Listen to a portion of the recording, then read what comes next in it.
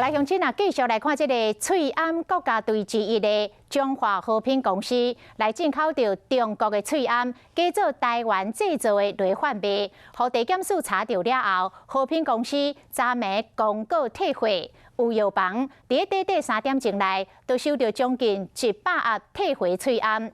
针对这件代志，厝边隔壁在地人讲，实在唔敢相信，讲这个和平公司的头家伫当地做10多年的义销的顾问，平常时也真热心，嘛拢咧做好代，安怎会去卖这个假翠庵呢？莫非是有啥物不得已的苦衷？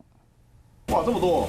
其中一些一大箱退回翠庵安尼拖出来。 业者嘛是真无奈，伊讲自和平公告退货了后，因3点钟以来就收到100盒退回翠庵。平常叫货都会尽量跟就是固定的盘商配合，结果现在这种是厂商自己是偷用这种方式。这不行嘞，糟糕诶，无采咱的国家人个较辛苦啊。和平公司今年6月一片2块1盒100块的成本为中国进口非医疗用的翠庵，冒充台湾做的医疗翠庵来卖。叫检方查到了后，和平伫网络顶悬公告，用一片来算，有几片就当退偌济钱，安尼来退货。有业者6月时阵对和平进货180盒，全部拢爱回收。